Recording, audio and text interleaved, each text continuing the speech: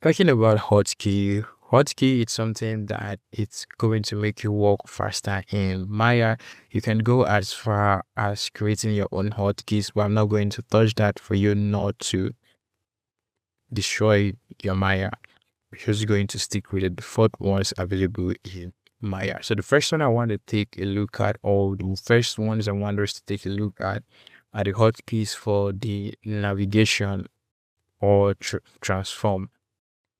Okay, now if I have a cube in my scene, if I don't have this pivot, if I want to move my mesh, that is, I want to translate from left to right and so on, I have to make use of the move to. And the shortcut key for having access or selecting the move to is by hitting the W key on your keyboard. When you hit the W, you will be able to get access to the move to. So from here, you can move the object in your scene depending on how you want to. Now, if you say you want to rotate, when you just hit on E on your keyboard, it is going to activate the rotate tool and you can rotate if you like. And when you want to scale, just hit on R, you'll be able to scale. So these are the most important shortcuts you need to understand first in Maya before doing anything else. And when you get comfortable with Maya, you can go ahead and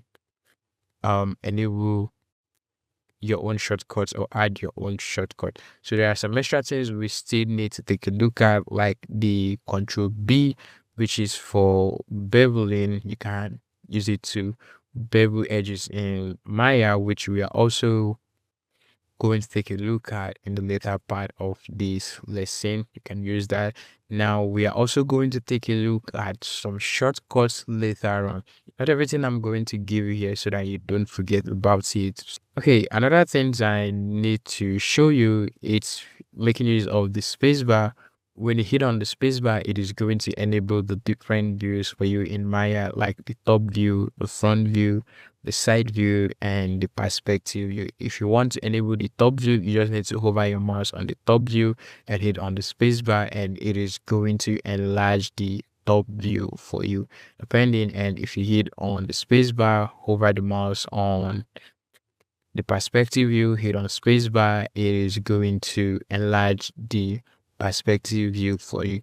Now, if you notice something, when I hit on the spacebar, you can see that we have different options here. This is part of the marquee menu in Maya that is really going to help you walk faster in Maya. Now, how are you going to activate this? Just hit on the spacebar and hold down. You can see that most of the menus we have here, we have them here, which is just the important menus from here. Most of them, you can see that we have files and so on. We have the mesh and so on. So let's assume you want to create a sphere. You can just hold down the spacebar, go to create, click and hold down, come down to the polygon primitives and hit on sphere, and you are going to create a sphere in your scene.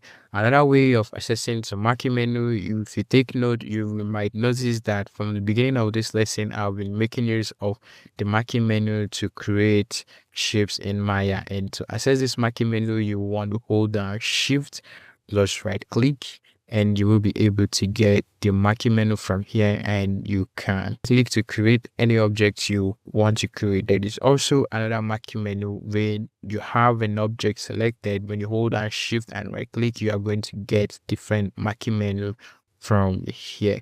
All these things we are going to take a look at now. One thing you need to understand in Maya is that combination of Control and Shift is going to give you different options when you click, sometimes, but not always. Sometimes, not always. These buttons give you different, and when you combine them together, you can use it to slow down the speed of whatever it is you were trying to increase, maybe the beveling or the radius. Now, if I'm trying to increase this radius, it is going too fast. If I hold down Control and Shift, it will go very slow. So all these combinations are the things you need to keep in mind, which we use a lot as we keep modeling in Maya. So that is what we are going to cover in this lesson.